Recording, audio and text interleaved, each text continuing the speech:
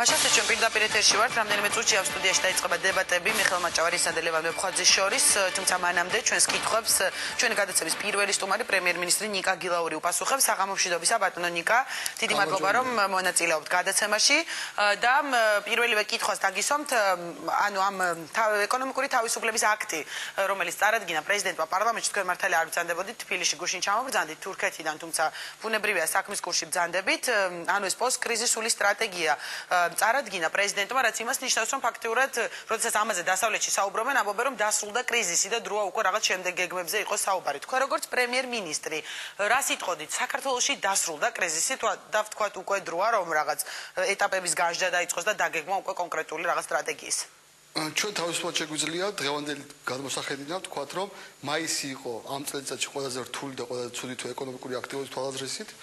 ყველა მონაცემი აჩვენებს იმას, რომ მაისის შემდეგ არის ზრდა, ანუ ივნისი არის მაისზე უკეთესი, ივლისი იყო ივნისზე უკეთესი და ასე შემდეგ და რეალურად ჩვენ გადავდივართ პოზიტიურ დინამიკაში. კი, თავისუფლად შეგვიძლია ვთქვათ, რომ ეკონომიკური კრიზისი არის დასრულებული და ზრდა ნელა აშკარა უკვე ეკონომიკაში. კარგი და გავყვეთ რაც მოგცემს დრო საშუალებას იმის მიხედვით რაღაც კონკრეტულ პუნქტებს ამ წარმოდგენილი დოკუმენტის და პაკეტის. პირველ რიგში მინდა ვთქვათ რეფერენდუმის თემა შევეხოთ, რომელსაც საკმაოდ მწვავე კრიტიკა მოჰყვა ოპოზიციის მხრიდან.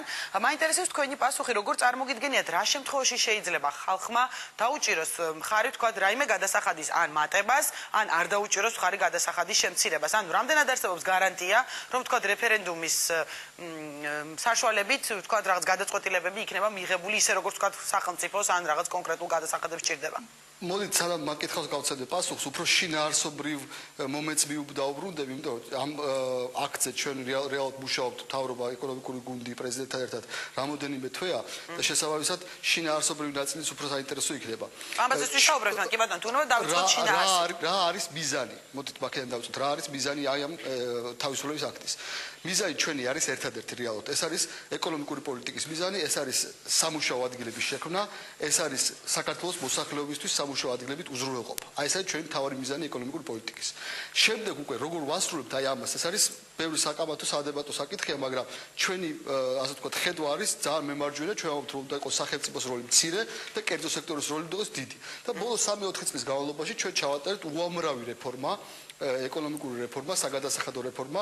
ამას შეგვიძლია დავარქვათ ნაწილობრივ ის, რომ საგადასახადები შევამცირეთ, მეორე ნაწილი რეფორმების ეხებოდა წმინდა რეგულატორულ ცვლილებებს, ანუ გავამარტივეთ ბიზნესის კეთება საქართველოში, იმისათვის, რომ რაც შეიძლება მეტი ბიზნესისთვის შეგვეწყო ხელი.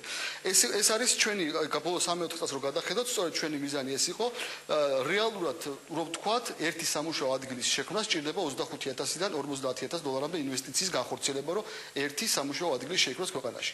სამწუხაროდ საქართველოს ეკონომიკა იმდენად ძლიერი არ არის, რომ თვითონ განახორციელოს აი ამ ხელა ინვესტიციები, შესაბამისად გჭირდება უცხო ინვესტიციების შემოდინება. ამისათვის საჭიროა საქართველოს შეიქმნას ისეთი გარემო, რომ მიმზიდველს გახდეს კერძო ბიზნესმა, რომ ჩადოს საქართველოში გარკვეული ინვესტიციები. ამისათვის გავაკეთეთ ჩვენ სწორედ აი ყველა ის რეფორმა, რომელიც ბოლო 4 წლის განმავლობაში გავატარეთ, შევქმნით გარემო, სადაც ერთ დღეს შეიძლება გაიხსნას ბიზნესი, სადაც გადასახადები არის მარტივი და ცოტა, 21 გადასახადი იყო 2003 წელს საქართველოში, ახლა არის 6, სადაც დამატებითი ლიცენზირება და რაღაც ბიუროკრატიული მექანიზმები არ არსებობს და ეს ყველაფერი გავაკეთეთ ჩვენ სწორედ იმისათვის, რომ დაგვემტკიცებინა გარკვეულწილად უცხოელი ინვესტორებისათვის და ქართველი ბიზნესმენებისათვის. ანუ შეიძლება ითქვას ეს მხოლოდ ინვესტორებზე გათვლილია ბატონო? ყველაზე აბსოლუტურად ეს გათვლილია როგორც ქართულ ბიზნესმენებზე, ასე უცხო ინვესტორებზე, მაგრამ მოხდა რა? აი გარკვეულწილად ეკონომიკური კრიზისის დროს ძალიან ბევრი მთავრობამ აიღო ცოტა უფრო მემარცხენე მიმართულება, თქვა რომ მოდი აი სახელმწიფოს როლი გავზარდოთ ან რაღაც ეგეთიო. დაისვა ასევე ბევრი კითხვა საქართველოში ასევე ბიზნესმენების და ინვესტორების მიერ.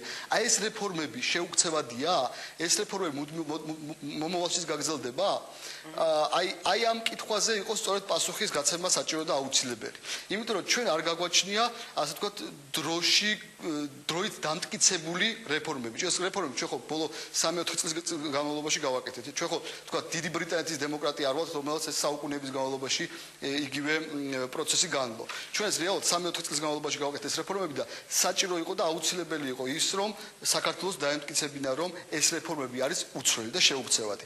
აი ეს ჯამში ის თავისუფლების აქტი, რომელიც ჩვენ წარვადგენთ პარლამენტში, ეს არის, მოდი ვთქვათ, მოკლე შინაარსი, მთავარი პოსტულატები ამ ჩვენი რეფორმების შემაჯამებელი. გასაგებია ბატონო ნიკა, თუმცა იქ არის კონკრეტული, ასე ვთქვათ, ახალი ინიციატივები და შეთავაზებები, მე იმიტომ მინდოდა ამ პუნქტებს გავყოლოდით და უბრალოდ გაგეცათ გარკვეულ კითხვებზე პასუხი და შემდეგ მიხელ მაჭავარიანის ბრძანდება ჩვენთან სტუდიაში, ანუ უმრავლესობიდან და მასაც ვკითხავთ ამას ბუნებრივია, მაგრამ მოდი ჯერ რეფერენდუმის თემა ამოვწუროთ, რაც დავიწყე მე შეკითხვა, ანუ რამდენად გამართლებული იქნება ეს რეფერენდუმის ფორმა და იგივე ვთქვათ, აქვე დავამატებდი, როდესაც მთავრობა მუდამ საუბრობს ამ გადასახადების შემცირებაზე, და ვთქვათ 25-დან 20%-მდე, როდესაც შემცირდეს, საშემოსავლო იყო საუბარი, რომ ეს ორწლიანი გეგმა თუ არ ვწდები, ანუ კიდევ უნდა შემცირდეს 18%-მდე.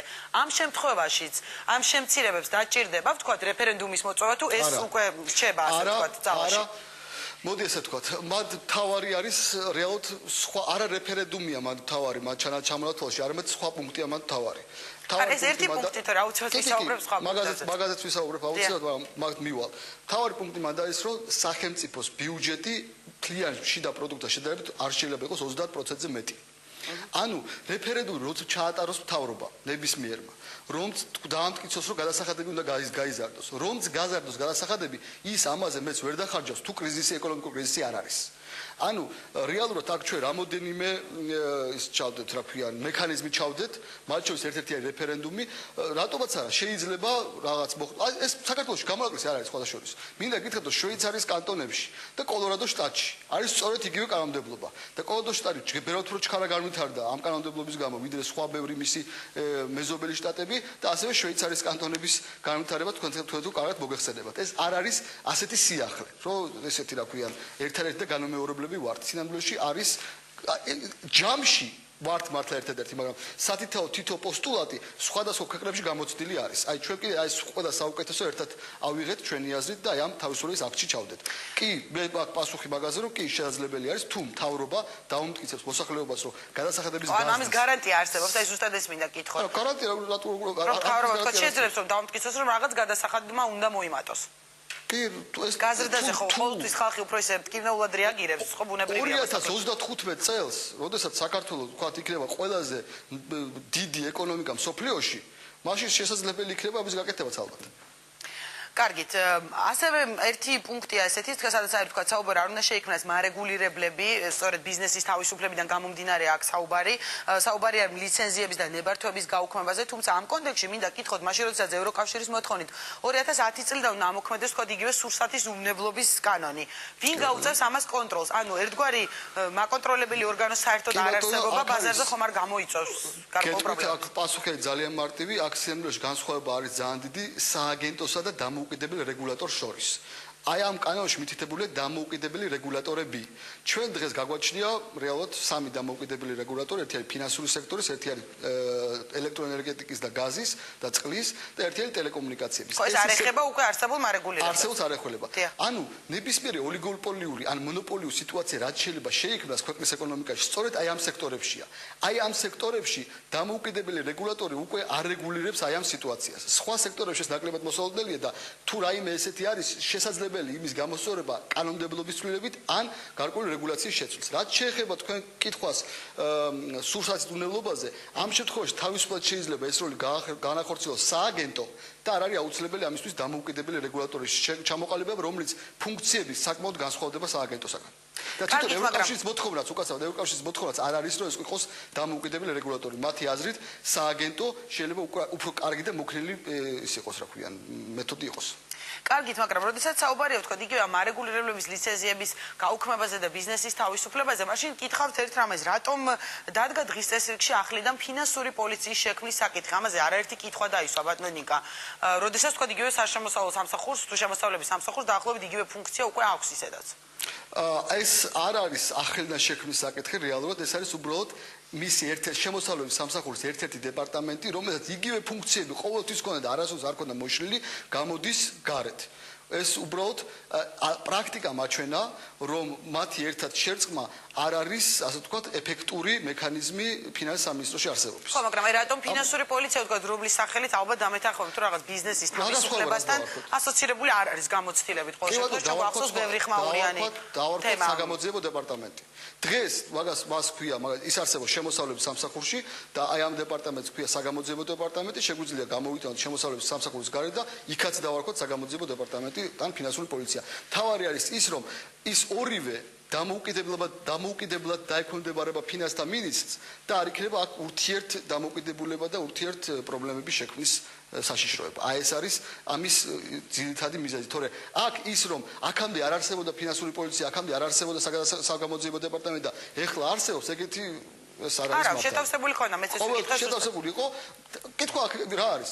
ვის ექვემდებარება? აქამდე ექვემდებარებოდა შემოსავლების სამსახურის უფროს, ეხლა დაექვემდებარება ფინანსთა მინისტრს. ძალიან დიდი მნიშვნელობა აქვს ეს ამას დავიჯერო ვინმესთვის.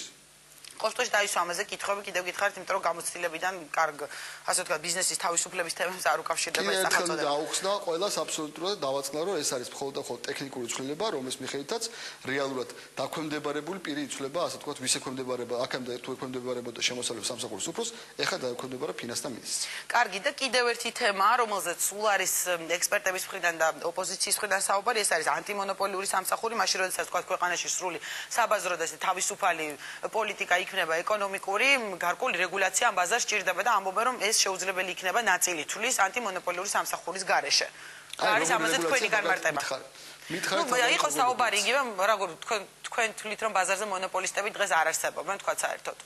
იყო იგივე ფარმაცევტულ ბაზარზე გაგახსენეთ და მე კანონში ცვლილებაც კი შეიტანეს, ხოჭოს პრეზიდენტის ინიციატივით თუ არ ვცდები. ძალიან კარგი მაგალითია. როცა დასაშვები იყო სუპერმარკეტებში მე როკვამ წამლების გაყიდვა.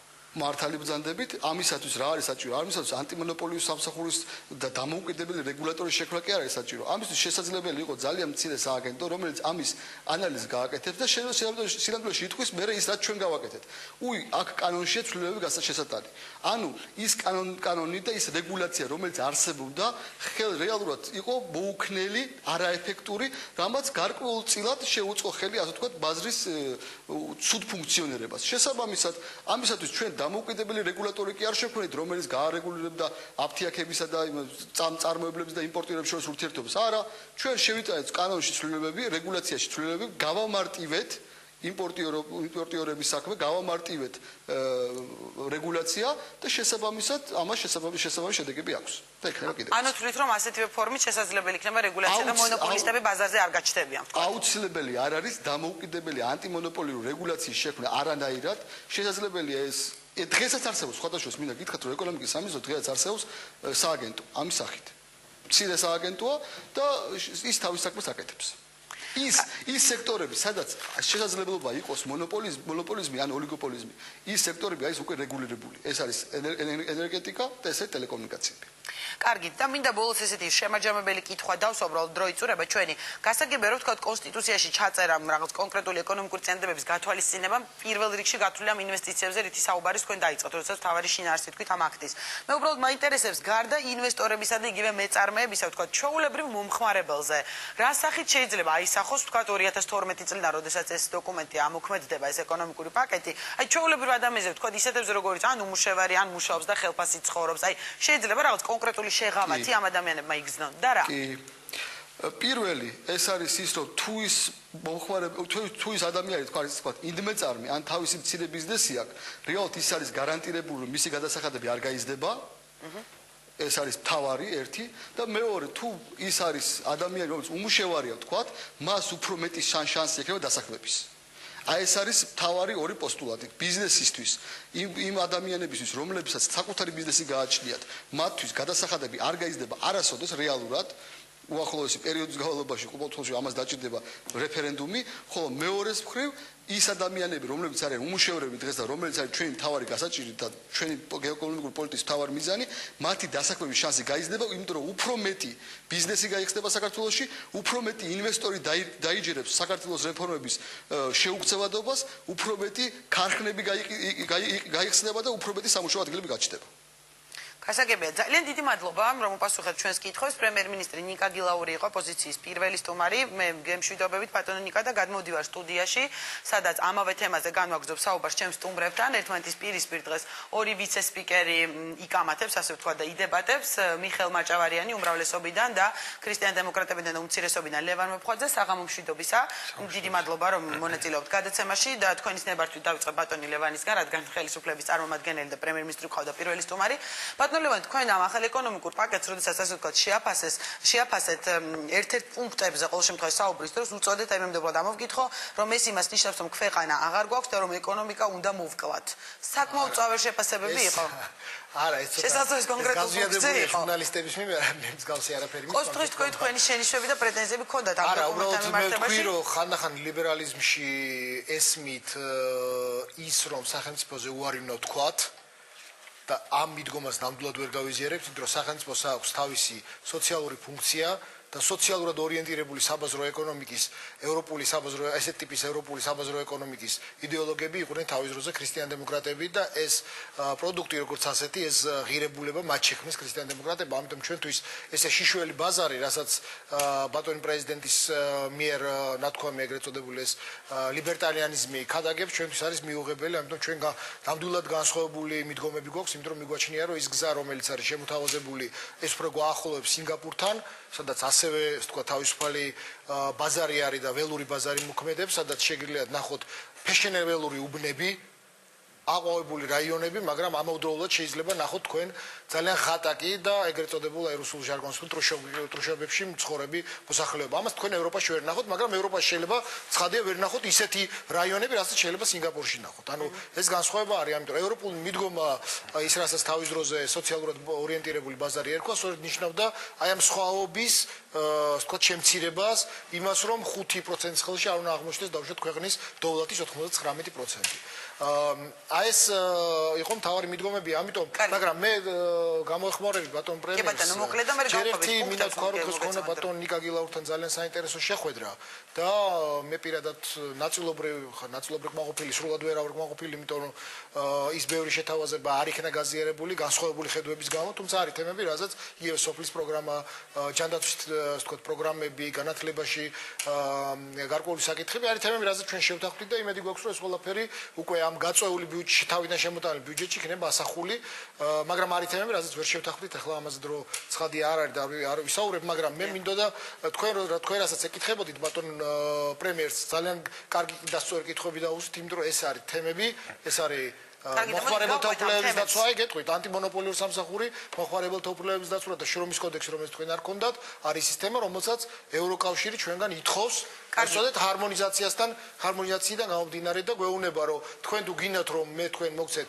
თავისუფალი ვაჭრობის შეთანხმება და გაგიხსნათ ბაზარი, მაშინ ეს პირობები შეასრულეთ. ის რაც ბატონი პრემიერი საუბრებს, ეს აბსოლუტურად განსხვავებული წინადადება უფრო მარტივი იქნება. ბატონო მიხეილ საუბარი იყო სინგაპურიზაციაზე, ლევან ვეფხვაძის მხრიდან და ასევე ეხლა ჩამოთვალა რამდენიმე საკითხი, რასაც მე დეტალურად გავყოთ. მოდით პირველ რიგში ამაზე გვიპასუხეთ, თქვა არის ეს რაღაც სინგაპურიზაცია, ეს მცდელობა თუ შედეგი იქნება, ესეთი თქვა ამ აქტის მიღების შემდეგ თქვენი შეფასება. მოგესალმებით კიდევ ერთხელ, ძალიან კარგია რომ ჩვენ ამ საკითხებზე ვდებატობთ.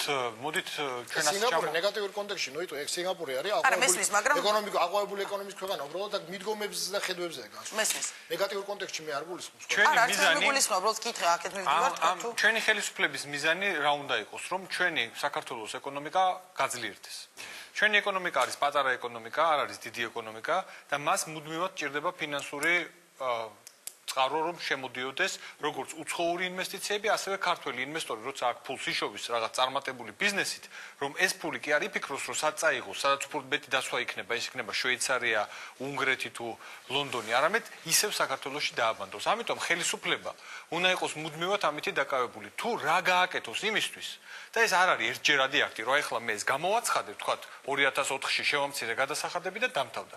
ჩვენ უნდა ვეძებოთ ერთად, სხვათა შორის ჩვენ ოპონენტებთან ერთად, იმიტომ რომ შეუძლებელია შეუცდომილად არავინ არ არის, რომ რა გავაკეთოთ იმისთვის, რომ საქართველოს ეკონომიკა იყოს მიმზიდველი უცხოელი ინვესტორისთვის. რა გავაკეთოთ იმისთვის, რომ აქ შეიქმნას უფრო მეტი სამუშაო ადგილი და სამუშაო ადგილი რა არის? სამუშაო ადგილი არის შემოსული ინვესტიცია. აი, პირობითად ქუთაისში რომ შემოვიდა ის ინვესტიცია, რომელსაც გვეწინააღმდეგებოდნენ სხვათა შორის პარლამენტში, რომ თავისუფალი ეკონომიკური ზონები რა საჭირო არისო, გახსოვთ, ხო, ექსპერტები რო არიან და ძალიან ჭკვიანი ხალხია, მაგრამ გვეწინააღმდეგებოდნენ. აი, 60 მილიონი დოლარი შემოვიდა. ღირდა იმის კანონი ამათ მიღებათ? ღირდა, იმიტომ რომ იქ დასახლდა სულ ცოტა რამოდენიმე ასეული ადამიანი. 60 მილიონი უკვე შემოვიდა ლევან და შემიძლია ციფრებით დაგიდასტურო და 30 მილიონის ინვესტიცია უკვე განხორციელდა ფოთში. უკვე განხორციელდა ფოთში. მესმის რომ ქუთაისი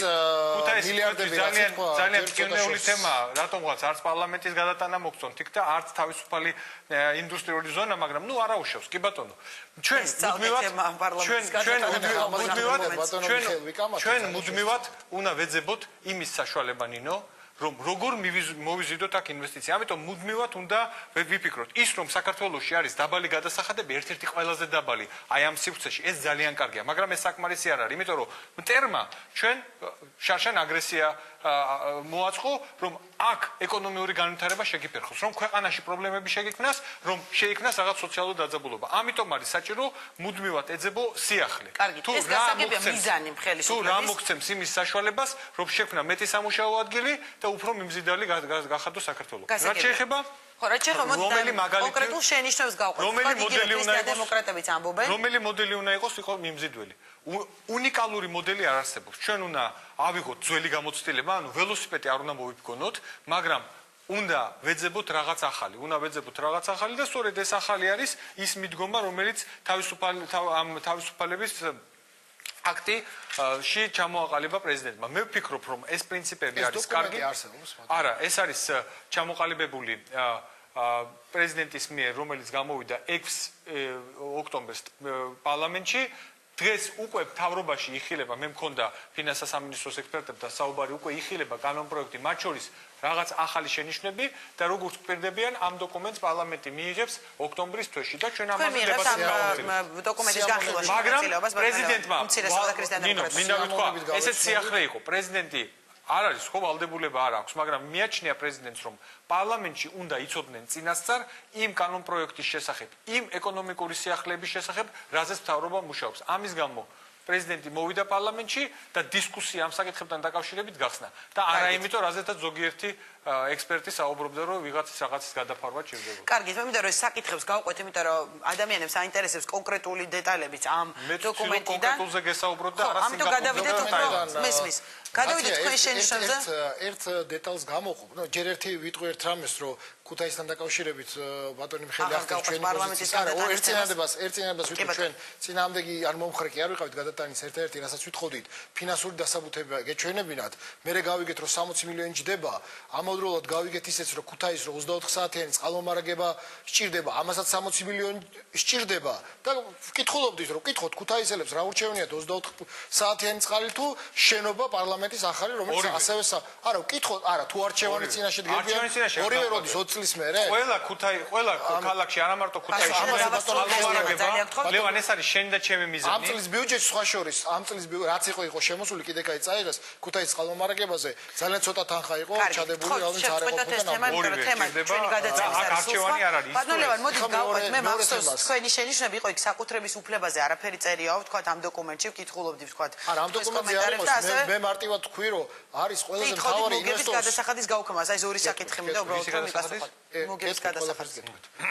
ჯერ დავიწყოთ ერთი წელია იმაში იურიდიულ კომიტეტში დევს და თაროზე თითქმის შემოდებული კანონპროექტი, რომელიც თავის დროზე ასევე დიდი ზარზეიმით იქნა პრეზიდენტის მიერ შემოტანილი, რომელიც შეეხებოდა საკუთრების უფლების უფრო მყარი გარანტიების, საკონსტიტუციო გარანტიების შექმნას.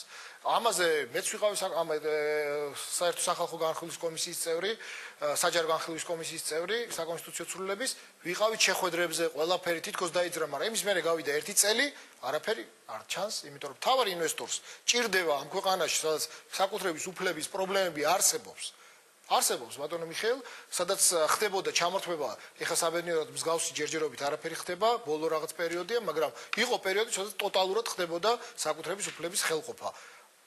ინვესტორს რა ჭირდება? დაცვა ჭირდება იმისა, რომ თუ ჩადებს და იყიდის რაღაცა, იმას რა ქვია, ჭიქას, იმ ჭიქას არ წაართმევენ და კონსტიტუციურ გარანტიებზე ასევე ზარზეიმით ითქვა, რომ იქნება ეს არ დევს. მე ამიტომ მეპარება, რომ ზოგადად ეს მე აქედან გამომდინარე ძალიან კარგია ლევანი კონკრეტულ საკითხებზე საუბრობს. არა, მე დავთავრებ ბატონ მიხეილი, ხა მაგალითის მოვიყვანეთ. ამით აქედან გამომდინარე მე ცოტა მეპარება, რომ ეს დოკუმენტი ხორ შეისხავს, ნუ ღმერთმა ქნას, რომ ბატონო მიხეილი რო ყველაფერი შემოვიდეს და გაკეთეს რაც თქვენ ბრძანეთ, მაგრამ მე გარკვეული კითხვები მაინც მეკრება, იმიტომ რომ დღევანდელ ბიუჯეტში არსებულ ბიუჯეტში 9.4%-ია ბიუჯეტის დეფიციტი. მომავალ წლის ბიუჯეტში იგეგმება ცოტათი ნაკლები 7-8%.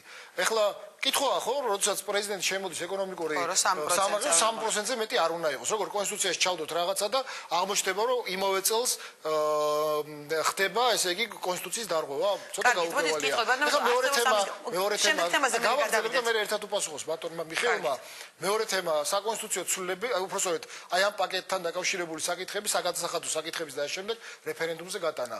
თლიანად კონსტიტუციაზე როცა იყო საუბარი, ჩვენ რო დავაყენეთ საკითხი, რომ მოდი კონსტიტუციაში ეწეროს, რომ კონსტიტუციის თლიანი ნაწილობრივი გადახედვის ერთადერთი საშუალება იყოს რეფერენდუმი, ამაზე ძალიან თავი შეიკავეს ჩვენმა კოლეგებმა, თქვენს რომ არ გვინდა პრობლემა იქნება, როცა კონსტიტუციის ერთ კონკრეტულ თავზეა ლაპარაკი, გამოდის რომ ამ თავთან დაკავშირებით იქნება მხოლოდ რეფერენდუმით გადახედვა, რაც აქ იქნება მითითებული, ანუ ეკონომიკურ ბლოკს ეგრეთ წოდებული. იმიტომ რომ ბევრი რამ ერთად ბატონმა მიხეილმა თქვა, აქვე თქვა რომ ეს კონსტიტუციაში იქნება და დანარჩენი ინსტიტუციონალურ მოწყობაზე, პარლამენტი, ეს შეიძლება ვისაც თავში რა მოვა, ის შეცვალოს, ის გააკეთოს და იმას თურმე არ ჭირდება ხალხის ეს თქვა ვოტუმი და ხალხის მგობა. გაგვცეს პასუხი ბატონმა მიხეილმა და განვაგრძელოთ. თვითონ რაც შეეხება შინაურსობრივად რამდენად სწორია გადასახადების საკითხის რეფერენდუმზე გადაწყვეტა, ამაზე ვისაუბროთ ამ რეფერენდუმზე. მოდით საკუთრების დაცვით დავიწყოთ, ეს მექანიზმები რატომ არ დევს თქვა თავის დროზე ჯონ კენედიმ თქვა ძალიან კარგი სიტყვები, რომელსაც ძალიან ბევრმა პოლიტიკოსმა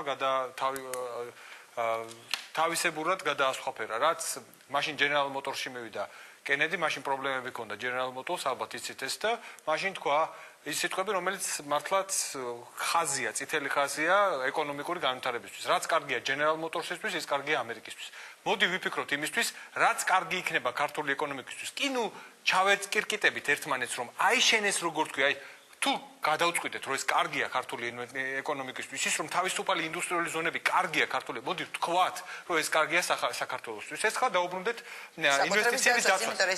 ეს არის ძალიან მნიშვნელოვანი თემა ეკონომიკური თავისუფლების. ქართულ ზონებთან დაკავშირებით ერთი პრობლემა არის და ამაზე თუ ვინმე მერც ლევან, მე არ გაწყვეტიებ ძალიან ხო. ამიტომ ინვესტიციების დაცვა, რა თქმა უნდა, ინვესტიციების დაცვა და საკუთრების დაცვა. რა თქმა უნდა, ეს არის საკითხი, რომელიც ასევე უნდა იყოს გარანტირებული კონსტიტუციით. რა თქმა უნდა, შემოტანილია ეს კანონპროექტი. არგუმენტები იყო, რომ კონსტიტუცია იწერება ახალი და მოდით ერთად გავიზიაროთ, ეს იყო უმრავლესობის არგუმენტები, მე ეხლავე გიდასტურებთ. ეს იქნება საკითხი, რომელიც კი ბატონო, მნიშვნელოვანია, რომ თქვენ ამას გვახსენებთ, გეთანხმებით, ეს საკითხებიც უნდა იყოს დარეგულირებელი, ძალიან მკაფიოდ, რომ ინვესტორს კონდეს მიმზიდველობა. შემდეგი საკითხი იყო ბიუჯეტის დეფიციტი. იცით რა, თუ მიზანი არ აიღე, შენ როგორ გინდა, რომ ბავშვი გაზარდო. რომ ბავშვმა ისწავლოს ინგლისური, კომპიუტერი, მე მაგალითად ჩემმა ბავშვმა მინდა თურქული ისწავლოს, იმიტომ რომ ჩვენ გარემოში აუცილებელია. აი, ეს არის მიზანი, ლევან, 3%. ძალიან რთული იქნება. ხო, მაგრამ კონსტიტუციით იქნება ეს ასე დაკანონებული. იცი რა, რაღაცა უნდა მიზნისკენ წახვიდე. რაღაცა მიზანი ხო უნდა დაისახო. ჩვენ ვამბობთ ეხლა, რომ ჩვენი მიზანი ჩრდილოატლანტიკური თანამეგობრობა, იმიტომ რომ მეტად დაცული ვიყო. ჩვენი მიზანი არის ეს. რატო იყო ეს 10%? რა თქმა უნდა. მოდი ავხსნათ. ეს ძალიან საინტერესოა, რატო იყო 10% წელს ხარჯები? რა თქმა უნდა, ეს არის ყველა მთავრობის თავის ტკივილი. ყველა მთავრობის თავის ტკივილი, მაგრამ ჩვენ უნდა ეს ხომ კარგია ეკონომიკისთვის. მოდი აქედან დავიწყოთ. 3% რო იყოს, ეს კარგია თუ ცუდია? გააჩნია. აი გეტყვი, მიშა, წელს რო იყო 10% დეფიციტი, ამან პოზიტიური შედეგი შეასრულა, იმიტომ რომ სხვანაირად ეს ინფრასტრუქტურული პროგრამები ვერ შესრულდებოდა. ანუ კრიზისის დროს სახელმწიფომ ხარჯვითი ნაწილი გაზარდა. არ გეთანხმები, იმიტომ რომ თქვენი მთელი ნოუ-ჰაუ დღევანდელი მთავრობის ის არის, რომ მან სწორედ ის რომ ინფრასტრუქტურული პროგრამები გაზარდა ხარჯი და დაასაკმა ხალხი, ამით გადავრჩითო შეიძლებოდა, მაგრამ ამას უნდა მოყოლოდა უფრო მკაცრი კამრების შემოჭერა. ეს ჩემი პოლიტიკური პოზიცია, მე ამას არ შევიცვლი. დიახ, გუნდში და ხშირად ვამბობ. მე ვამბობ, რომ მოდი ასე ვთქვათ, 3% რო იყოს საბიუჯეტო დეფიციტი, კარგია თუ ცუდია? კარგია. ამიტომ მოდი ამისკენ წავიდეთ. ხანდახან მე რას გამიგებია? ის კი არ თქვათ, რომ ხანდახან არ არის კარგი. აი როგორც კრიზისი ქონდა, აი ესეთ სიტუაციაში არ არის კარგი, იმიტომ რომ სახელმწიფო როცა ინვესტიციები არ შემოგვიყვება, ამისი დარეგულირების სხვადასხვა მეთოდი, მაგრამ ისევ ამოვიდეთ აი პოსტულატიდან, რაც კარგია საქართველოს ეკონომიკისთვის, ის კარგია სახელმწიფოსთვის. რაც კარგია კონკრეტული საწარმოისთვის, ის კარგია სახელმწიფოსთვის. რაც კარგია ზოგადად ვიცით, რომ ეს კარგია. ინფრასტრუქტურული პროგრამები, რაზეც მილიარდ ლარამდე დაიხარჯა. მოდი ახლა შემდეგ საკითხს ვიტყვი. რაც შეეხება შემდეგ საკითხს. კარგია თუ არა ის, რომ სახელმწიფო ვალის თანაბარტობა მთლიან შიდა პროდუქტთან არ უნდა აღემატებოდეს 60%. ანუ ქვეყანა არ უნდა ჩავარდეს დეფოლტში. დაგვიფაროს. რაზე? რომ 60%-ზე ავიდეს. ხო. ანუ დავამატებ კითხვას. ამჟამად 25%-მდე არ არის. მაგალითად არის ქვეყნები. მაგავე თემაზე გეკითხებთ ბოლომდე. ამჟამად არის საუბარი 25%-მდე ამჟამად. 25 არის საგარეო. თვიანი ვალი არის 36.9%. ხო, ანუ საკმაოდ დიდ სხვარი ტოვებს მთავრობა თქვა დაისვა ესეთი კითხვაც ექსპერტებს ერთგვარ ლუფტს, აი, როდესაც ეხა 36%-ზეა თქვა საუბარი და მე 60%-ამდე იდება, ხო, თქვა კონსტიტუციაში მე ექსპერტების მოსაზრებები წავკითხულსაც ამობენ რომ ლუფტს იტოვებს ამ საგარეო ვალებისთვის მთავრობაო და თქვა ბევრი ვალების დაგროვებას აპირებს. ეკონომიკა არის ძალიან ფაქიზი ორგანიზმი, როგორც აჩვენა ამ ბოლო კრიზისმა, აბა როგორ უნდა გავაკეთოთ. ხო, მაგრამ საგარეო ვალების საკუთრებული თემა არის ხოლმე საუბარი ვინმე ექსპერტი ეს მეტყვის რომ არის წიგნი, რომელსაც გადაშლის ეკონომიკის მინისტრი ან ფინანსთა მინისტრი და აი ამ წიგნით მიხედვით გაყვება პირველი გვერდია ეს მეორე გვერდი. რა თქმა უნდა, ეკონომიკა ფაქიზი მექანიზმი არის, სხვადასხვა მიდგომა ეკონომიკაში და უნდა იყოს იმის საშუალება რომ შეცდომა, ანუ ბუფერები უნდა შექმნას. ეკონომიკაში 12 მილიარდის ვალის აღებას აპირებთ? 17 მილიარდიანი ეკონომიკა დღეს საქართველოში ემშეპემ 17 მილიარდია. მე ჩვენ ვამბობთ მაქსიმალური ზღვარი, დიახ. 19 იყო მონაცემები. კი ბატონო. თქვენ ესე კი აკლებთ ძალიან კარგი პროობიექტური ხარ. მაქსიმალური ლუფტი არ უნდა იყოს ამაზე მეტი. ანუ აქ ეს ქართულად რას ნიშნავს, ასე ვთქვათ რა, რომ ჩვენ ქვეყანა არ უნდა ჩავარდეთ დეფოლტში, ანუ ვალში არ უნდა ჩავარდეთ. როდესაც ჩვენი მთლიანი შიდა პროდუქტი და ვალი იქნება ვალი უფრო მეტი იქნება ვიდრე მთლიანი შიდა პროდუქტი. როგორც ზიმბაბვეშია, ეს ზიმბაბვეს მდგომარეობაზე არ უნდა ვიყოთ, როცა $1 არის 10 მილიონი. კარგი, მე გადავიდეთ შემდეგ საკითხზე. ზიმბაბვეზე უფრო უარის მდგომარეობაში. მოდით უფრო მოკლე ახლა განმარტებები, ჩემო ვიფარგლოთ დროში ჩავედიოთ.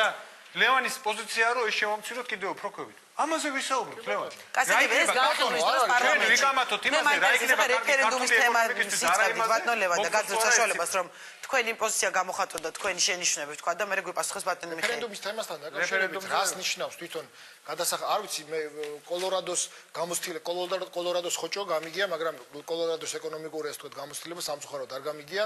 ამიტომ ვერ გეტყვით იქ რა მოდელი მუშაობს, ან რომელ კანტონში შვეიცარიაში რა მოდელია, ყოველ შემთხვევაში სახელმწიფოს დონეზე მსგავსი გამოცდილება არ არსებობს. ამიტომ თვითონ შიდა დონეზე შიდა გადასახადები რაც არის, ამაზე თუ არის, ასე ვთქვათ, ეს ნორმა იმ კონკრეტულ ასე ვთქვათ კანტონში ან შტატში ეს სხვა საკითხია. ჩვენ ლაპარაკობთ საერთო სახელმწიფოებრივ გადასახადებზე და თვითონ გადასახადის გაზრდა, შემცირება, ჩვენ მაგალითად ეხლა რაზე გამოვთობდით რომ 10% როცა შენ გაქვს, შენ როცა გაზარდე ხარჯები და 10% გააკეთე, ამით შენ ეკონომიკაში ფული ჩადე, ამაზე ცუც ნამდვილად არავინ არ ამბობს, დონორისგან აიღე ფული და ეს ფული წაიღე, ასე ვთქვათ, ეკონომიკაში და ხარჯები ცხადია გაიზარდა. შენ შემოსავლებთან შედარებით და ეს ამან გადაარჩინა პრაქტიკულად, თუ ეხლა ჩვენ აქვს ხედავთ, რომ იცოდეთ, ერთ-ერთი დამსახურება სწორედ ეს იყო, ნამდვილად ის მილიარდიანები დახმარება, რომელიც მივიღეთ. ზუსტად იგივე სიტუაცია გადასახადებთან დაკავშირებით. არ არსებობს ეკონომიკა, რომელიც წრფეზე ვითარდება. ეკონომიკა არის ესეთ სინუსოიდაა. სინუსოიდა რას ნიშნავს, რომ თუ გადახედავთ ევროპულ, ასე ვთქვათ, მაგალითებს, იქ მემარჯვენეები და მემარცხენეები ერთმანეთს ენაცვლებიან. მემარჯვენე რაშიავს დაბალ გადასახადებს, მემარცხენე ნიშნავს და ნაკლებ, ასე ვთქვათ, პასუხისმგებლობას, მემარცხენე ნიშნავს შედარებით მაღალ გადასახადებს და შემდგომ ამ სოციალურ, ასე ვთქვათ, პასუხისმგებლობას უფრო გაზრდილ ვალდებულებს სახელმწიფოს მხრიდან. იქ ეს ერთმანეთს ენაცვლება და ქვეყანა ასე ვითარდება. სულ დაბალი გადასახადები, სულ მაღალი გადასახადები, აი ესე წრფეზე არ მიმდინარეობს. ქვეყანა ასე ვერ განვითარდება. შეიძლება მოკლევადიანი ეფექტი მე გულისხმობ 2-5 წელი არის ძალიან კარგი, მაგრამ 5 წელზე ზემო თუ გავიხედავთ ეკონომიკაში 10-15 წელს შეიძლება დაბალი გადასახადი პირიქით მუხრუჭი გახდეს ქვეყნის განვითარების, იმიტომ რომ ძალიან ბევრი სოციალური ვალდებულებები გროვდება, რომელსაც დაბალი გადასახადების პირობებში, როცა ეკონომიკის შავი ნაწილი დაბალი გადასახადები ბატონო. არა, მე სხვა რამის ვიძახი, შეიძლება ისევე როგორც ბიუჯეტის დეფიციტი დაჭირდა ქვეყანას 10%, შეიძლება რაღაცა ეტაპზე 10 წლის მერე, 20 წლის მერე ვიღაცას მართლა დაჭირდეს რაღაცა გადასახადის აწევა. ამ რაღაცა მოხდეს კომპენსირება, მაგალითად მოგების გადასახადი აწევა. არა, ეს შეუძლებელი იქნება, რომ ეს აიწიოს. მე მაგალითად კითხვა გამიჩნდება, რომ დაუშვათ ჰიპოთეტურად. მე ავდექი და მოგების გადასახადი გავანახევრე, ან საერთოდ გავაუქმე, სამაგეროდ გავზარდე დივიდენდის გადასახადი და ამით მე საშუალება მივეცი იმას, რომ ის ფული, რომელიც რეინვესტიციაში მიდის, საერთოდ დაბეგვრის რეჟიმს აცთეს. ეხლა ამ საერთო ჯამში რა ხდება? ერთი გადასახადი მცირდება, მეორე იზრდება. აი ეს რეფერენდუმზე უნდა გავიტანოთ? ხო, აი ეს მაინტერესებს ბატონო. საერთო საგადასახადი წნეხი შეიძლება შემცირდეს, მაგრამ და ეს თემა რომ გამოგისმენთ, მეორე ვარიანტს გეკითხებით ბატონო მიხეილ, დაუშვათ მოვიდა მთავრობა, რომელსაც აღმოაჩნდა, რომ პენსიებს ვეღარ ზრდის, ან ვეღარ, იმიტომ რომ აი პენსიონერების რაოდენობა 1-2 წლის მერე იმდენად გაიზარდა ამ ქვეყანაში.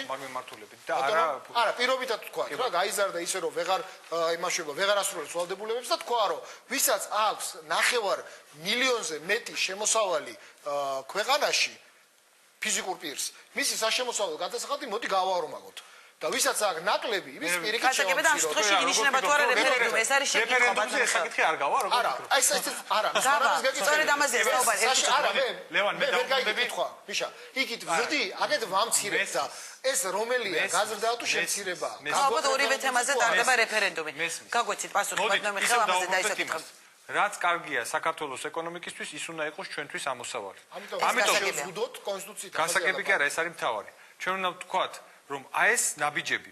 აი ხა მე ძალიან კონკრეტულ მაგალითებს გეტყვით რა. წლევანდელი საქართველოს ბიუჯეტი არის 7 მილიარდი, ცოტა მეტი. მომავალი წლის საპროგნოზო მაჩვენებელი არის უფრო ნაკლები, 6 მილიარდ 400. ბუნებრივია, იმიტომ რომ გადასახადები შემცირდა და ეკონომიური აქტივობა შემცირდა, ასე შემდეგ. ბევრი ფაქტორი ამისთვის. რა თქმა უნდა, მთავრობის შიგნითაც იყვნენ ადამიანები და არიან ადამიანები, რომლებიც ამბობენ, რომ ჩვენ აი ეს განსხვავება. მოდი შემოვიღოთ გადასახადი. მაგრამ ეს გადასახადის შემოღება მოგცემ ჩვენ საშუალებას რომ საქართველოში უცხოური ინვესტორმა უფრო მეტი შემოიტანოს თუ ამ გადასახადის შემოღებით უფრო მეც დავკარგავთ ვიდრე იმითი რომ დავტოვოთ ყველაფერი როგორც არის და ამითი მოვიზიდოთ უფრო მეტი ფული გავხსნათ უფრო მეტი საწარმო ქართული ინვესტორს მუთხრათ რომ აქ ყველაზე კაი პირობაა და ნუ გაიტან ფულს სხვაგან და აი ესე ვიმუშაოთ ამიტომ რაც შეეხება ხო მაგრამ ამაზე ხომ მთავრობა შეეთანხმება გადაწყვეტილება აქ საუბარია რომ რეფერენდუმი ჩატარდება თუ არა ყოველი ესეთი გადაწყვეტილების დროს არ ვდავთ რომ ეს არის კარგი 5-10 წლის პერსპექტივით კარგია მაგრამ რა 15-20 წლის მერე რა დაჭირდება მთავრობას არავინ არის სამას 15-20 წლის მერე ქვეყანა რომ განვითარდება აი ნიკამ თქვა სიტყვები რაღაც პერიოდის მერე მაშინ ეს ყველაფერი გადაიხედება როცა შენ ახლა ან ისევ საკონსტიტუციო ცვლილებები დადგება შენ ახლა ხარ მდგომარეობაში როცა უნდა ეძებო არაორდინალური გამოსავალი რომ ამხელა არმია უმუშევრების რომელიც არის ამხელა პრობლემები რომელიც ქვეყნის წინაშეა შენ გონიათ თქვენ გონიათ რა ადვილია ადამიანისთვის ჩადოს ფული თუნდაც ფოთის ეკონომიკურ ზონაში როცა იცის რომ იქიდან 30 კილომეტრში დგას საოკუპაციო ჯარი და შავი ზღვის აკვატორიას პირატები აკონტროლებენ ამიტომ შენ უნდა მოიგონო არაორდინალური რაღაცები რომელიც ქართულ ეკონომიკას გამოადგება და რაც შეეხება საპენსიო რეფორმას ლევან ძალიან რთული გზა არის ეს მარტო ის რომ ბიუჯეტი გავზარდოთ და ბიუჯეტით გავზარდოთ საპენსიები არა მოდი ერთად ვიფიქროთ რეფორმაზე ერთად ვიფიქროთ რეფორმაზე მე მესმის რომ შენ ჩემთან ერთად პასუხისმგებლობას არ აიღებ და ვერ აიღებ თორემ მე ვარ ხელისუფლება მაგრამ ერთად ვიფიქროთ სწორ გადაწყვეტილებებზე რაც შეეხება რეფერენდუმს მე დარწმუნებული ვარ რომ თუ ეს საკითხი დადგება და მივა აქამდე გადაწყვეტილებას მიიღებს ქართული ხალხი როდის შეშლია ქართულ ხალხს რომ არ მიიღოს ეხლა გადაწყვეტილება როდის შეშლია მე არ მახსოვს კი ბატონო მაგრამ კონსტიტუციის თლიან გადახედვის დროს რატო გონიათ რომ შეეშლება ქართულ ხალხს და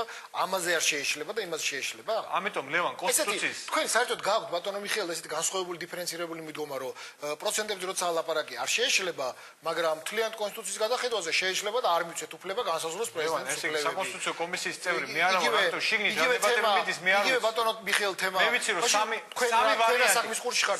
თბილისის მაგალითად უნდა ყავდეს პირდაპირ არჩეული მერი და მეორე დედაქალაქ ქუთაისს არ შეიძლება, იმიტომ რომ ისინი არ არიან ჯერ მაგამდე არ გაზრდილან რომ მათ შეიძლება შეეშალო და ისეთი ადამიანი აერჩიონ თბილისელებს არ შეერჩილებათ ბატონო მიხეილ და იმათ შეეშლებათ თბილისის პირდაპირ არჩეული მერი ხალხის ბატონო თქვენზე იყო საუბარი რომ თქვენ წინააღმდეგებოდით სხვადასხვა პირდაპირ წესით იმიტომ რომ გადაწყვეტილება დიახ მე ქუთაისზე რატო ეცინააღმდეგებთ გადაწყვეტილება მიღებულია გუნდში ამიტომ პოზიცია რა არის გასაგებია გუნდის გადაწყვეტილებას ეთანხმებით ბრიტანეთში 37 ქალაქში ჩატარდა რეფერენდუმი ახლა რამოდენიმე წლის წინ მხოლოდ 12 ქალაქში რეფერენდუმმა ხალხმა გადაწყვეტა რომ იყოს პირდაპირ არჩეული მერი. იმიტომ რომ საკრებულოს მიერ არჩეული მერი, რომელიც არჩეული ადამიანია, უფრო დაბალანსებულია, უფრო ნაკლებად პოლიტიზირებულია, მაგრამ ეს თბილისის არჩეული მერი იყო სწორი გადაწყვეტილება, იმიტომ რომ ამით ჩვენ, როდესაც იყო საპროტესტო აქციები, როდესაც იყო პოლიტიკური მოთხოვნები, ეს იყო ჩვენი დიალოგის ერთ-ერთი შეთავაზება, რომ ჩვენ გარდა იმისა საკონსტიტუციო მოდელზე, საარჩევნო კომისიის რეფორმაზე, რომელიც ერთად დავიწყეთ და ამაში ნამდვილად ქრისტიან დემოკრატებზე ვერაფერს ვერ ვიტყვი,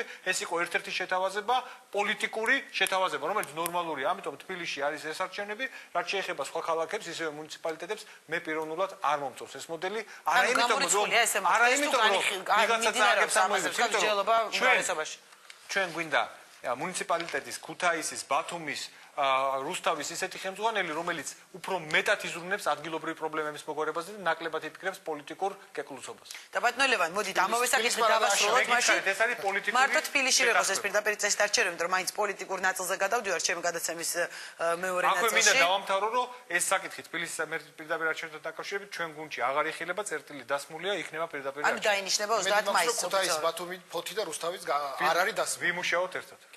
ანუ აპირებთ ამ აქციაზე და იგივე ამ თემაზე ოპოზიციასთან მუშაობას ბატონო მიხეილ და თქვენც მიიღებთ თორე ამაზე განხილვის მე მაგალითად შეგვიძლია ეხა გავაკეთო შეთავაზება ბატონ მიხეილთან, რომ ჩვენ კონსტიტუციის შეძლო კონსტიტუციაში ან შეძლოა იგივე იმ საბიუჯეტო კოდექსის პროექტში, რომელიც არის, ავსახოთ ის თუ სახელმწიფომ, იცით როგორ არის, მე დავუშვათ, ავიღე რაღაც წენი რაოდენობის თანხა. სახელმწიფოს ფუნქცია არის ისეც რომ ამოიღოს და ისიც მე სამართლიანოდ გადაანაწილოს. ეხლა დღევანდელი გადანაწილება რაც არის, მოვიტანე მე მაგალითად, ძალოვან სტრუქტურებში მთელი ბიუჯეტის იხარჯება 23% დაახლოებით 23%.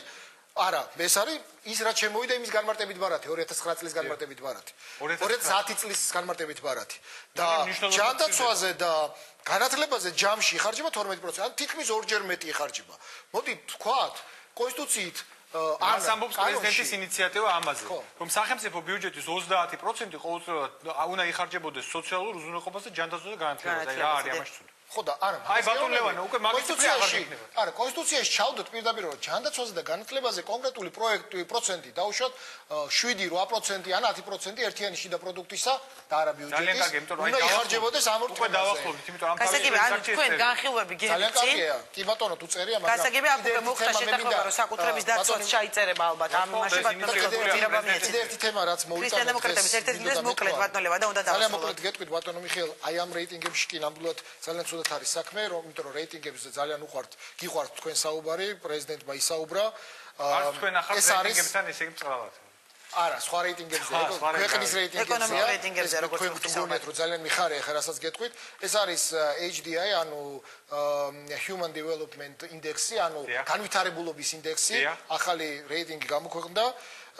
ჩვენი ქვეყანა საქართველო არის 99 ადგილზე 182 ქვეყნიდან და სამწუხაროდ ჩვენ და სამწუხაროდ იმიტომ რომ ძირითადად ბატონი პრეზიდენტი საუბრობდა ჩვენი ყოფილ საბჭოთა რესპუბლიკების ჩამოქცეულ ეკონომიკებზე, ჩვენზე უკეთ ცხოვრობენ გაცილებით რამდენი ასე ვთქვათ ყოფილი საბჭოთა ქვეყანა ბალტიისპირეთიდან ის სამი ქვეყანა გამოტოვოთ თუ გინდა იმ სამი ქვეყნის გარდა არის ბელორუსი, რუსეთი, ყაზახეთი, სომხეთი, უკრაინა, აზერბაიჯანი, რომლებიც ჩვენ ცხოვრების დონით გვისწრებენ. აი თავი ბატონო მიხეილ შემდეგ შეხვედრაზე მოდით როცა იქნება რომ მოვალ ღმერთმა ხნას რომ სხვა ინდექსები იყოს ზემოთ იყოს, მაგრამ თავი ეს არის ადამიანების ასე ვთქვათ თითოეულ ყოფაზე როგორ აისახება აი ეს ინდექსები რომელსაც ეს ეკონომიკური რეფორმები, ეს სიახლეები საჭიროა იმისთვის, რომ ამ ინდექსშიც და რეალურად ქართველმა ხალხმა იგრძნოს, რომ ის უკეთესად ცხოვრობს. იმიტომ რომ ეს რომ ჩვენ რო კმაყოფილი ვიყოთ ეხლანდელი დონით, რაც ეხლა არის, მაშინ არ იქნებოდა ეს შემოთავაზებები. თუმცა აქედან შენ რაც დაასახელე, ორი ნავთობის წარმომებელი ქვეყანაა და გაზის რუსეთი და აზერბაიჯანი და ეხლა და ასევე ყაზახეთი. კი ბატონო, მაგრამ ჩვენი მიზანი უნდა იყოს რომ მოგწონდეს ყველაფერი ეს, არ იქნებოდა ეს ინიციატივები. ჩვენ რო არ მოგწონს და გვინდა რომ უკეთესი ვიყოთ და წინ წავიწიოთ თქვენთან ერთად და ჩვენ მოსახლეობამ სიკეთე იგზნოს, ამიტომ ვფიქრობთ რაღაცებზე. ვინც არ მუშაობს, იმას არ ეშლება. შეუძლია ზოგიერთ არსებობს ადამიანი, რომელსაც შეუძლია არაფერი არ შემოგთავაზოს, უბრალოდ გაკრიტიკოს. თქვენ ამაში არ გულისხმობთ. ნუ რა თქვა, ესე არის, ასე არის. კარგი, ძალიან დიდი მადლობა, რომ მონაწილეობდით ჩვენს გადაცემაში. წარმატებებს გისურვებთ პირველ რიგში იმისათვის, რომ ნამდვილად ყოველმა მოსახლემ და ადამიანმა ჩვენი ქვეყნის მოქალაქემ იგრძნოს გარკვეული შეღავათები ყოველწუთიერ ცხოვრებაში. დიდი მადლობა ვიცე-სპიკერი მიხეილ მაჭავარიძე და ვიცე-სპიკერი ლევან მეფხვაძე საუბრობდნენ ჩვენს ეთერში. ახლა რეკლამის შემდეგ უკვე დემოკრატიული მოძრაობა ერთიანი საქართველოს ლიდერი ნინო ბურჯანაძე ისაუბრებს თავის გეგმებზე.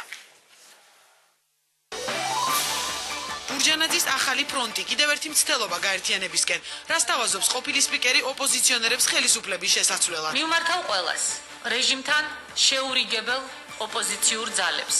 შევქმნათ დემოკრატიული ფრონტი. ვინ და რა პირობებით თანხმდება ბურჯანაძის წინადადებას და ვინ არაპირებს მის გვერდით ბრძოლის გაგრძელებას? გადაიკვეთება თუ არა კიდევ ერთხელ ოპოზიციური პარტიების გაყოფილი გზები? გაერთიანების იდეა ეს ჩვენთვისაც მისაღებია სრულიად და იცით რომ ამის გამო შევთავაზებთ თელ ოპოზიციურ სპექტრს ჩვენ პრაიმერის პრინციპით გაერთიანება ალიანსმა საქართველოსთვის უკვე კარგი ხანია გამოკვეთა საკუთარი გეგმა ხელისუფლების შეცვლისა არჩევნების გზით. ასეთი გაერთიანებები, როგორი ფორმულირებითაც არ უნდა მოხდეს, ეს არის უსაფუძვლო. ისთან მართავს მოლაპარაკებებს ბურჯანაძე გაერთიანებაზე და რა მეთოდებს თავაზობს ოპოზიციას მიზნის მისაღწევად. კონსულტაციებიც და ქუჩაც. შეძლებს თუ არა პარლამენტის ყოფილი თავმჯდომარე პარლამენტის წინ ახალი ფრონტის ხაზის გახსნას. სტუმრად პოზიციაში დემოკრატიული მოძრაობა ერთიანი საქართველოს ლიდერი ნინო ბურჯანაძე.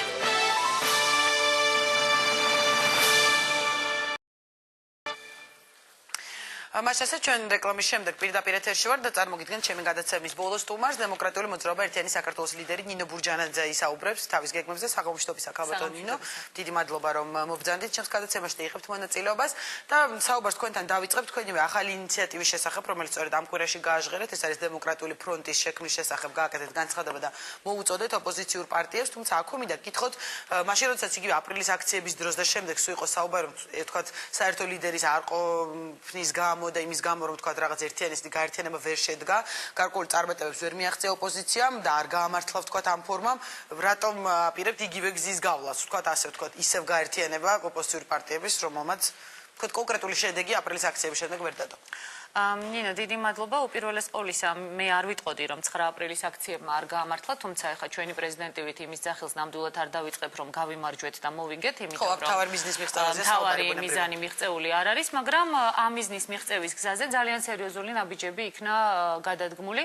საზოგადოებამ დაანახა არა მარტო საზოგადოების მეორე ნაწილს, თქვათ, ან დარჩენილ ნაწილს, არამედ მთელ მსოფლიოს რამდენად დიდია და რამდენად სერიოზულია მუხტი საქართველოში იმისა, რომ ხელისუფლება შეიცვალოს, რამდენად დიდია აღშფოთება და რამდენად დიდია, ასე ვთქვათ, მისწრაფება, რომ საქართველოში ჩატარდეს ვადამდელი საპრეზიდენტო არჩევნები და რეალურად ქვეყანა ნორმალურ რეჟიმში გადავიდეს. ეხლა ის, რომ შედეგი ვერ იქნა მიღწეული, ამას რა თქმა უნდა ბევრი მიზეზი აქვს, მათ შორის ბუნებრივია ოპოზიციის შეცდომებიც და ამ 3 თვის განმავლობაში მე პირადად ჩემს თანამებრძოლებთან ერთად ჩვენი პოლიტიკური პარტია გარდა იმისა, რომ სამომავლო გეგმებზე, უფრო სწორად სამომავლო გეგმებზე მსჯელობასთან ერთად აკეთებდა ანალიზს იმისას, რა შეცდომები იქნა დაშვებული, რა ხარვეზები იყო, რა უნდა გამოსწორდეს, რა არ უნდა განმეორდეს, ან პირიქით რისი განმეორება და გაძლიერება არის საჭირო. მე შემიძლია ერთი რამეც გითხრათ, იცი ძალიან ბევრჯერ არის ხოლმე ხელისუფლების მხრიდან საუბარი იმასთან დაკავშირებით, რომ აი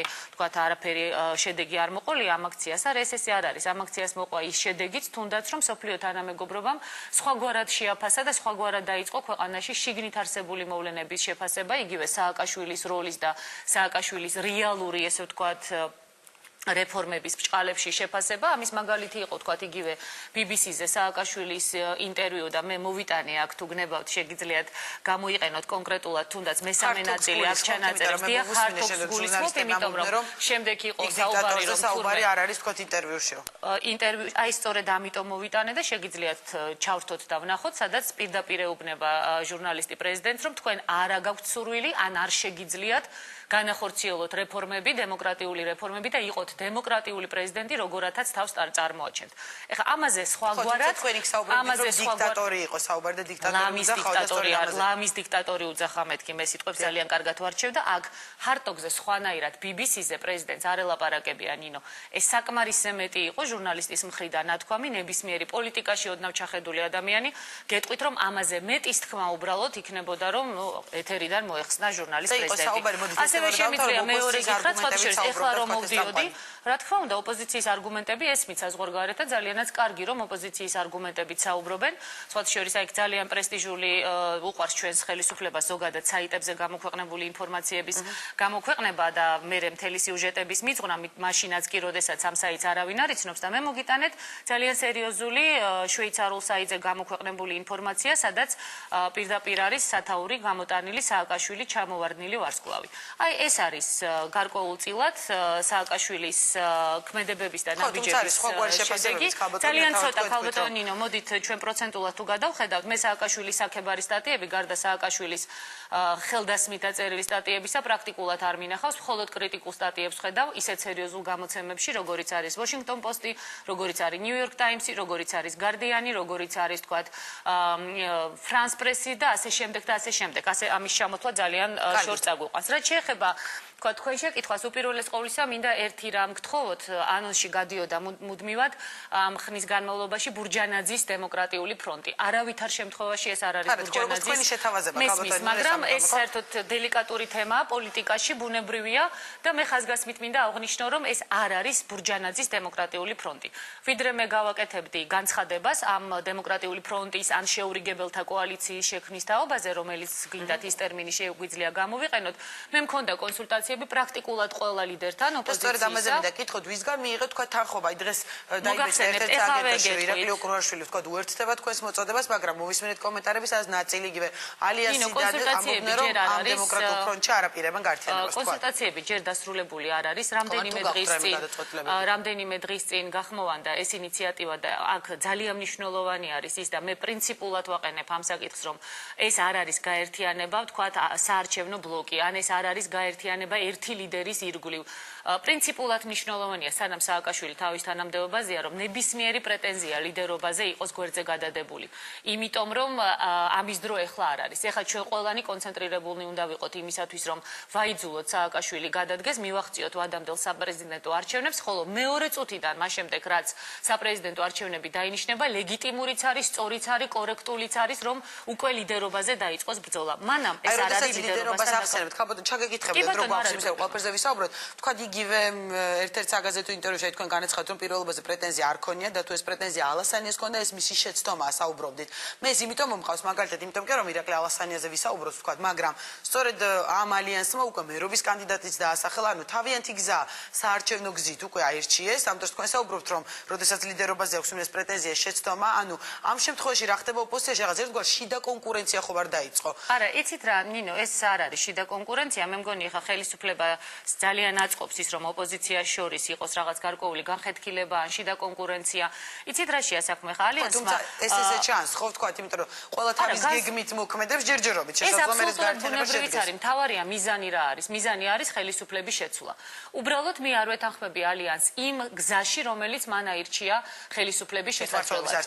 დიახ, იმიტომ რომ ამ გარემოებაში, ამ ვითარებაში შემთხვევითი არ არის, რომ ირაკლი ოქროაშვილი გამოეხმაურა დემოკრატიული ფრონტის ან შეურიგებელთა კოალიციის შექმნას ძალიან ოპერატიულად. ირაკლი ოქროაშვილი ძალიან კარგად იცნობს სააკაშვილს და იცნობს ისევე კარგად როგორც მე და მას არავითარი ილუზია არ აქვს იმასთან დაკავშირებით, მე ესე ვფიქრობ ყოველ შემთხვევაში, მას არავითარი ილუზია არ აქვს იმასთან დაკავშირებით, რომ სააკაშვილი გადადგამს დემოკრატიულ ნაბიჯებს და ამ არჩევნების ჩასატარებლად შექმნის დემოკრატიულ გარემოს.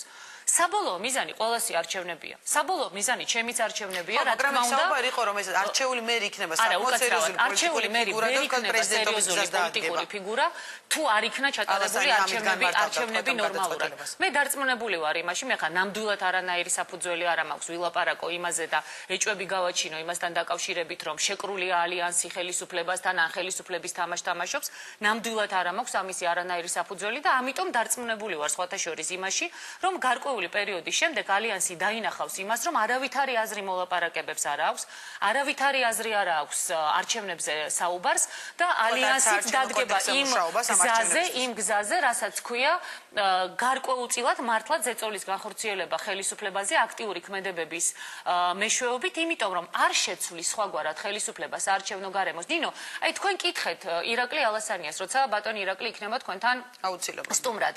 ის მიიღებს მერის არჩევნებში მონაწილეობას, თუ საარჩევნო გარემო იქნა ისეთი, როგორიც არის დღეს. მე დარწმუნებული ვარ, რომ ის გეტყვით, რომ არა, მაგრამ საარჩევნო გარემო არავითარ შემთხვევაში არ შეიცვლება, ნინო. ეხლა 3 თვის განმავლობაში ოპოზიციას პრაქტიკულად არ ქონია ხო აქტიური ქმედებები, არ ყოფილა გამოსვლები, არ ყოფილა არანაირი ულტიმატუმები. დამისახელეთ ერთი პოზიტიური ნაბიჯი, რომელიც ხელისუფლებამ გადადგა ოპოზიციის მიმართ, თუნდაც იმ ოპოზიციის მიმართ, რომელიც მოლაპარაკების და დიალოგის მომხრეა. არც ერთი დანაპირები, არც ერთი, არა, უკაცრავად, რამდენი ხანი უნდა ველოდოთ ამ დაპირებებს. იყო ძალიან კონკრეტული დაპირება 2 თვის წინ, როდესაც იყო შეხვედრა, რომ პოლიტპატიმრები განთავისუფლდებიან ან პოლიტპატიმრების საკითხები გადახედილი იქნება. არც ერთი საქმე არ გადახედილა. არც ერთ საქმესთან დაკავშირებით არაფერი არ დაძრულა. უფრო მეტიც პრაქტიკულად არ იყო არავინ განთავისუფლებული, 2 განთავისუფლეს პირობით და ის საქმეებიც ჯერ არ არის დამთავრებული და 60 კაცი ციხეში ზის. ესე რომ არც ერთი პირობა იყო შემოთავაზება ხელისუფლების მხრიდან, რომ მეორე არხი იქნებოდა ოპოზიციის განკარგულებაში. დამეთანხმებით, რომ ეს დანაპირები არ შესრულდა, რაც პრინციპულად მნიშვნელოვანი უკაცრავად ერთი წამით. იყო დანაპირები იმასთან დაკავშირებით, რომ დავუშვათ ოპოზიციის მხრიდან თუ იქნებოდა მზაობა თანამდებობის დაკავების, მზად იყო ხელისუფლება ამაზე წამოსულიყო. ქალბატონმა სალომემ, ქალბატონმა გუგულიმ განაცხადეს თანხმობა, არც ეს დანაპირები არ შესრულდა. იყო დანაპირებები პოლიტიკპატიმრებთან დაკავშირებით, გაანთავისუფლეს 2, დაიჭირეს 60.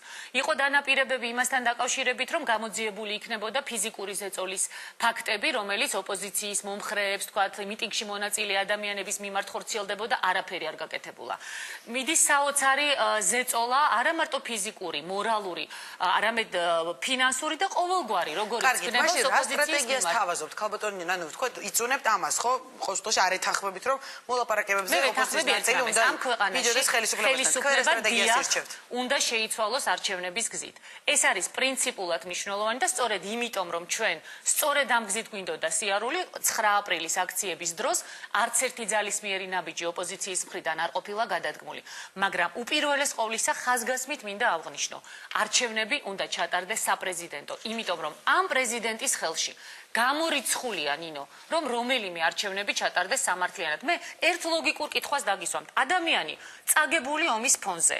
მთელი მსოფლიო რომ ამბობს, რომ ომი წაგებულია. ტერიტორიები დაკარგულია 20% ქვეყნის ტერიტორიის. გვყავს უამრავი დევნილი და გაუბედურებული ადამიანი. ამ ფონზე კაცი იძახის ომი მოვიგეო. და ეს ადამიანი არჩევნების წაგებას აღიარებს. კარგი, რა სტრატეგიით გეგმავთ? მაშინ მოდით ამაზე ვისაუბროთ, ანუ ხელისუფლებაზე უნდა მათ შორის ქუჩის აქციები. სხვადასხვა მეთოდები. უპირველეს ყოვლისა, ჩვენ უნდა მოვახერხოთ ის, რომ გავარღვიოთ ის საინფორმაციო ბარიერი, რომელიც სამწუხაროდ არის შექმნილი და რომელიც მუდმივად ცდილობს ხელისუფლების, ასე ვთქვათ, დაკვეთით, რომ ადამიანებს მაპატიონ. ჩვენი საზოგადოების წარმომადგენლებმა ამას რომ ამბობ, რომ ადამიანებს ტვინი გამოუროცხონ. როდესაც ადამიანებს აძლევენ აბსოლუტურად სამხრივ ინფორმაციას, როცა წარმოაჩენენ ტალიანის დასკვნას თუნდაც როგორც ასე ვთქვათ ქართული დიპლომატიის გამარჯვებას, როდესაც ლაპარაკობენ მხოლოდ იმ ფაქტებზე, რომელიც რუსეთის მიმართ არის. რუსეთის ერთკვეთილი გადაცემა მიეწვა ამას და ჩვენ მოვისმენთ ორივე არგუმენტები. ძალიან ცოტა არის შესაძლებლობები იმისი, თქვენი სტუდია ამის შესაძლებლობას იძლევა, დღევანდელი ჩემი აქ ყოფნა ამის მაგალითია, მაგრამ ძალიან ძნელია, იცით, აი ესეთი ფრაგმენტული მოსვლებით თუნდაც სტუდიაში გაუმკლავდე იმ უზარმაზარ ნაკადს, რომელიც მოდის ხელისუფლების მხრიდან ყოველდღე დღეში რამდენჯერმე. როგორ კეთდება საინფორმაციო გამოშვებები, როგორი კომენტარები კეთდება ხელისუფლების მხრიდან, რა ინფორმაცია მიეწოდება მოსახლეობას. ხელისუფლება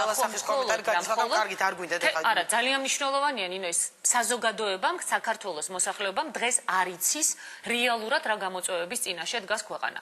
საზოგადოებამ არ იცის, რომ ჩვენ რეალურად ვართ ქვეყანა, რომელიც დაგვედანაშაულეს ომის დაწყებაში. აქ არ არის იმაზე ლაპარაკი, რომ მეორე მხარე მართალია. არავინ ამაზე არ ლაპარაკობს. რა თქმა უნდა, ამაზეც ითქვა, რომ ეს არ იყო დადანაშაულება, იმიტომ რომ ითქვა, რომ მანამდე რუსეთის რეგულარული ჯარები იყვნენ ამ ტერიტორიაზე, ხელისუფლების არგუმენტებს. აქ არის არასწორი.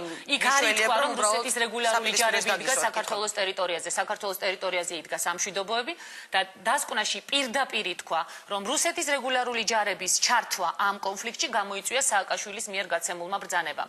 ქვეყანამ არ იცის და საზოგადოებამ არ იცის. კულმინაცია ვთქვათ მანამდე დაწყებული მის ახალ 200 წლის წინ დაუშვება. 200 წლის წინ მაშინ დაუბრუნდეთ 200 კურსებიც ამ დასკვნაში. იცით რა, აი ეს არის მაპატიეთ, მე ხა თქვენს მიმართ ნამდვილად არ მინდა პრეტენზია გამოსვა. არგუმენტებს ბრძანებთ, იჯდეს სხვათა შორის ხელისუფლება, მე არაფერს აწინააღმდეგო არ მაქვს. მიიღებ დებატებში მონაწილეობას, გააჩნია ვინ იჯდება. რომ ვიცოდე, ვისთან დაჯდებით დებატებში. ერთი წამით. და აი ეს თქვენ რაც მოიტანეთ, თქვენ არგუმენტად, რასაც ხელისუფლება ამბობს და რითიც ცდილობს საზოგადოება შეიყვანოს შეცდომაში, როდესაც ლაპარაკობს, რომ ეს კულმინაცია იყო. რა თქმა უნდა, ნინო, კულმინაცია იყო. რა თქმა უნდა, ჩვენ ვიცოდით რა, არ ვიცოდით რუსები პასპორტებს რომ არიგებდნენ სამხრეთ ოსეთში და აფხაზეთში, არ ვიცოდით რომ წრთნები ტარდებოდა ჩრდილოეთ ოსეთში, დამალა ეს რუსეთმა? არ დაუმალავს ეს რუსეთს? ზუსტად იმიტომ არის დამნაშავე სააკაშვილი, რომ ეს ყველაფერი რომ ვიცოდით.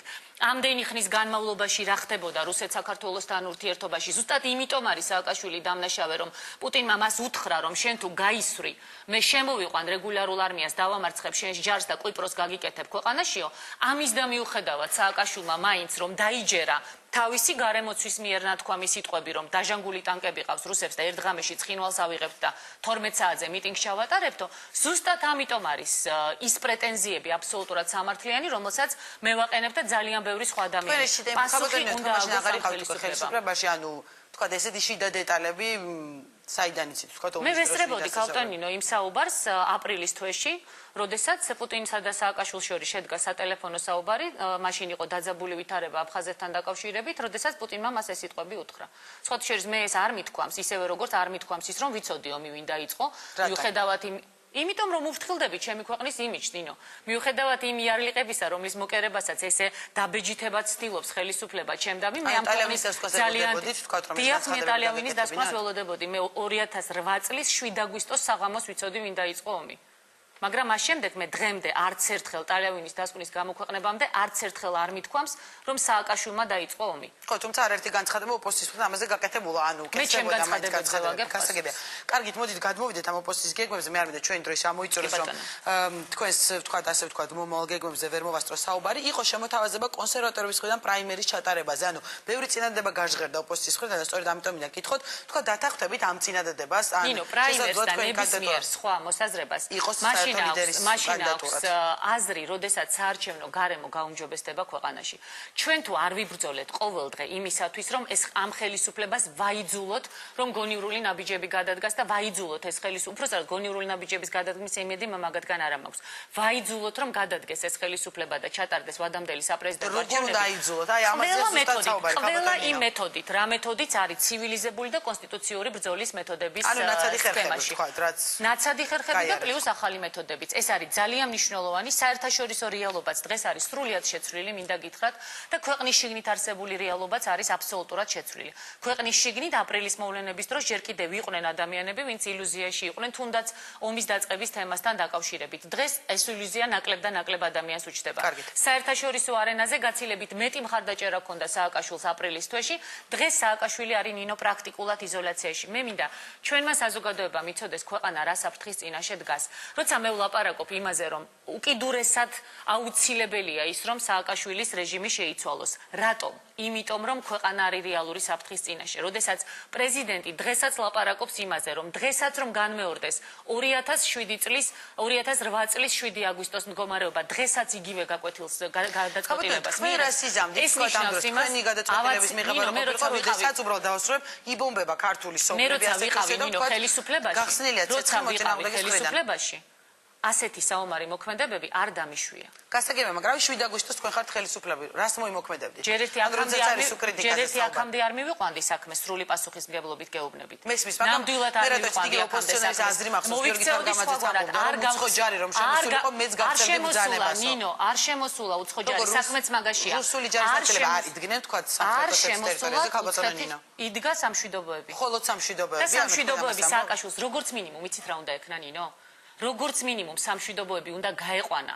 თუ ქალაქის დაბომბვას აპირებდა, თუ საომარი მოქმედების დაწყებას აპირებდა, როგორც მინიმუმ სამშვიდობოები უნდა გაეყვანა იქედან და მერე გამიეღო რაიმე ტიპის გადაწყვეტილება, იმიტომ რომ დამღუპველი იყო ამ ომში ჩათრევა და მე ერთი რამე შემიძლია გითხრათ, როდესაც იცი, რომ განუზომლად დიდი ზარალი შეიძლება მოადგეს შენ ქვეყანას, იმის შემდეგ, რაც შენ ამ გადაწყვეტილებას მიიღებ, ჯობია რომ მართლაც გაჩერდე, უკან დაიხიო, ჩართო მთელი მსოფლიო და არ მისცე შესაძლებლობა უცხო ჯარს შემოვიდეს და გადაუორო შეკვეთას. როცა უკვე შემოსულია ქალბატონო, მე ამის კიდევ ერთხელ გიმეორებ, თქვენი მეორეა. თქვენი მეორეა წერია, რომ იქ იყო მოხალისეების სახით, ანუ სხვადასხვა ტერმინებია, მაგრამ არა მხოლოდ სამშვიდობოები.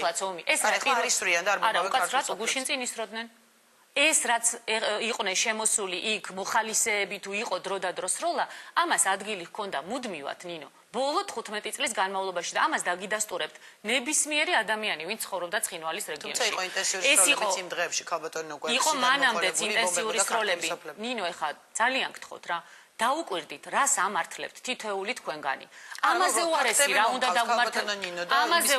რა უნდა დაგმართნოდა ნინო. არ უნდა მიეყვანა სააკაშვილს აქამდე საქმე და არავითარ შემთხვევაში არ უნდა მიეცა რუსეთისთვის საბაბი, რომ შემოეყვანა რუსეთის რეგულარული არმია საქართველოს ტერიტორიაზე. ცხინვალის დაბომბვის ბრძანების გაცემა იყო ამისი საბაბი და ეს იყო სააკაშვილის ავადმყოფური და მანიაკალური მოთხოვნილება, რომ დიდგორის ომის წინ გაენთავისუფლებინა ერთ ღამეში ცხინვალის დარწმუნებული იყო იმაში რომ ცხინვალს გაანთავისუფლებდა და ჩაეტარებინა ცხინვალში დილის 12 საათზე მიტინგი. აი ამისთვის არ უნდა დაბომბო შენი ქალაქი. ამისთვის არ უნდა დაიწყო ომი, მაშინ მით უმეტეს, როდესაც წინასწარნათელი იყო, რომ ეს ომი დამთავრდებოდა ქვეყნის კატასტროფით.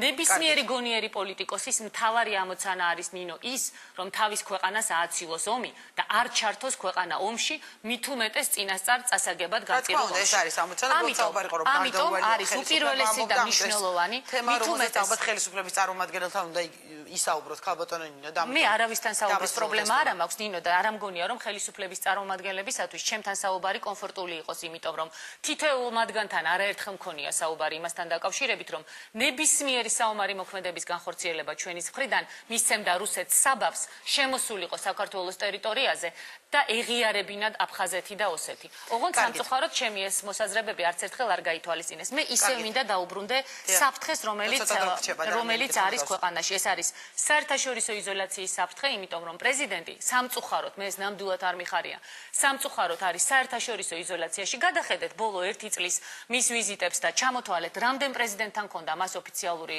შეხვედრა. ქვეყანა რეალურად მიდის მართლაც თვითიზოლაციის გზისკენ და სხვათა შორის გერმანიის საგარეო საქმეთა მინისტრის ლამის რუსეთის აგენტობაში დადანაშაულება. ეს არის ჩვენი უგუნური პოლიტიკის ერთ-ერთი ძალიან ნათელი დადასტურება, როდესაც ჩვენ მიზანმიმართულად ვაფუჭებთ ურთიერთობებს სომხებთან, აზერბაიჯანელებთან, უკრაინელებთან, თურქებთან, გერმანელებთან. ასე ვთქვათ, იგივე ერთ-ერთ წევზე, ანუ გერმანიის საგარეო საქმეთა მინისტრზე გელაპარაკებით. მე არ ვაპირებ ხა თითოეულ წევზე ვილაპარაკო, მაგრამ საგარეო საქმეთა მინისტრს გერმანიისას დასდო ბრალი ისეთ ბრალდებით, როგორც ჩვენ მივეჩვიეთ იმას, რომ ყოფილი პარლამენტის თავმჯდომარეს ან სხვა პოლიტიკურ ოპონენტებს ძალიან მარტივად ვდებთ ბრალს ყველაფერში, ხო, ფულის გათეთრებიდან დაწყებული, ესე ვთქვათ, რუსეთის აგენტობაში, მაგრამ ეხლა როცა სხვა ქვეყნის საგარეო საქმეთა მინისტრზე ლაპარაკობთ, მაშინ მაინც ცოტა ხელისუფლებამ, ესე ვთქვათ, გონებას მოუხმოს, ქვეყანა დარჩება მეგობრების და სტრატეგიული პარტნიორების გარეშე. გადახედეთ ჩვენს პერსპექტივებს, არც ნატო, არც ევროკავშირი, არც რეალურად წინ გადადგმული ნაბიჯები რაიმე მიმართულებით რეალობას არ შეესაბამება. ვირტუალურია ეს ყველაფერი, ისევე როგორც სხვათა შორის ის ეკონომიკური პაკეტი, რომელზეც ეხლა იყო აქ ლაპარაკი და საერთოდ სამარცხვინოა, როდესაც ეხლა პრეზიდენტი მიუბრუნდა დასავლეთის სახელმწიფოების ელჩებს და უთხრათ, რომ ექსპერტებს გამოგიგზავნით, რომ გერმანიაში და დანიაში ეკონომიკური მდგომარეობა გააუმჯობესოთ. ეხლა არაადეკვატურია ეს ყველაფერი და ერთ ციფრს გეტყვით, აი ეხლა თქვენმა სტუმრებმა ქალბატონინო 5 კომპონენტიანი ინდექსზე ისაუბრეს, სადაც განათლებად შედის სოციალური დაცვა ადამიანებისა და ითქვა, რომ 99 ადგილზე ვართ. არსებობს მეორე ინდექსი, ეს არის 80 კომპონენტიანი ინდექსი, რომელიც ეხება ადამიანის, ესე ვთქვათ, ცხოვრების, არსებობის ყველა პირობას და სახელმწიფოს განვითარების ყველა სეგმენტს.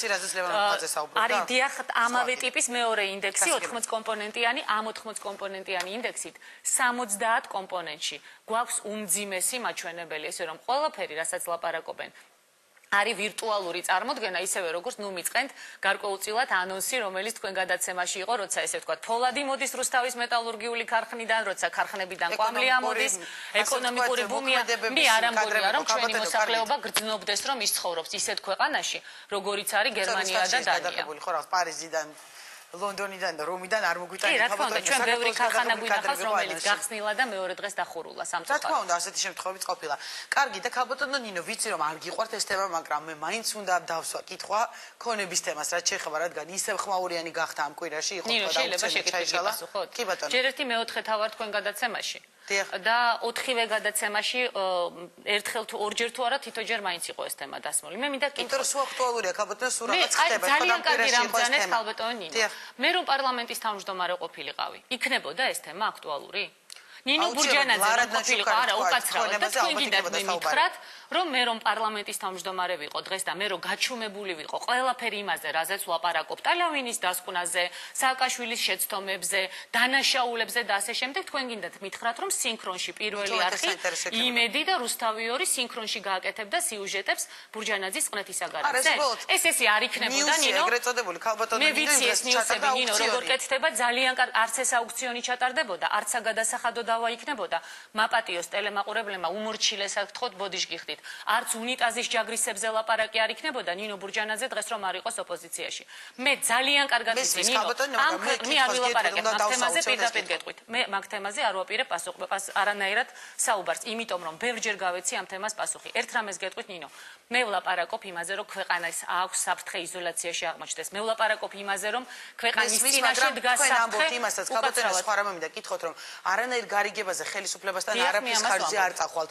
სწორედ ამაზე მინდა კითხოთ, თქვა იგივე ფინანსთა სამინისტროს საბუთებში იყო ესეთი წერილით მიმართავთ თქვენ ამ უწყებას და თხოვთ რომ აუქციონისტი თქვა მოხდეს ქონების გაყოფა და ასე შემდეგ. თქვენი ხელმოწერილი წერილი არ ვაპირებ საუბარს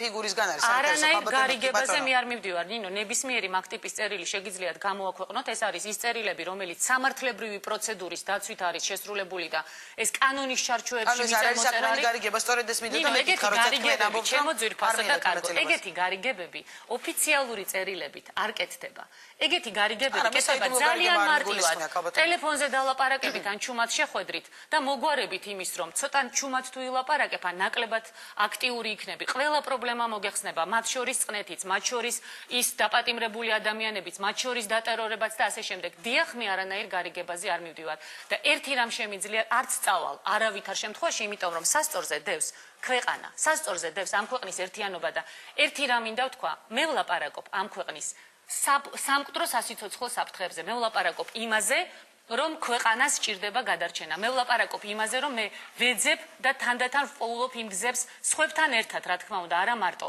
სხვებთან ერთად როგორ გადავარჩინოთ ეს ქვეყანა. ვისაც აინტერესებს ტუალეტის ჯაგრისებზე საუბარი, ისაუბროს და ამ ქვეყნის ტრაგედია არის ზუსტად ის და ამ ქვეყნის არადემოკრატიულობა და ამ ქვეყნის პრაქტიკულად დიქტატორულ რეჟიმში ცხოვრების გამოხატულება არის ზუსტად ის, რომ როდესაც შენ ხარ ჩუმად, ხარ პარლამენტის თავმჯდომარე და ხმას არიღებ, შენ არ გემუქრება საფრთხე, რომ შენზე და შენს პრობლემებზე ასე ილაპარაკებენ და უფრო სწორად პრობლემებს გაგიჩენენ.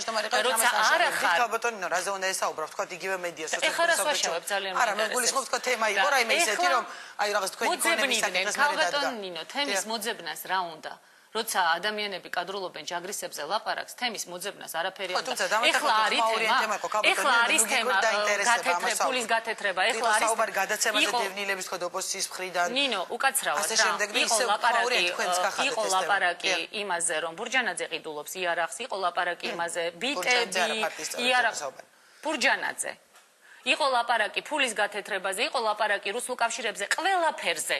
ანუ ეს იყო მიზანმიმართული მცდელობა ჩვენი პარტიის და ჩემი პირადად დისკრედიტაციისა იმისათვის რომ გადაეფარათ ბევრი სხვა მნიშვნელოვანი თემები. ეხლა როდესაც ამოიწურება ეს თემა, მერე კიდე დაიწყებს ხელისუფლება იმაზე ფიქს, რა თემაზე ილაპარაკოს. მე ერთი რამ შემიძლია ვთქვა, ქვეყანა დგას ყოფნა არ ყოფნის წინაშე. ეს არის უმნიშვნელოვანესი საკითხი, ჩვენ უნდა მივიღოთ გადაწყვეტილებები, რომ ყველა სხვა მეორე ხარისხოვან თემებზე, რაც ქვეყანას და ქვეყნის ინტერესს არ უკავშირდება.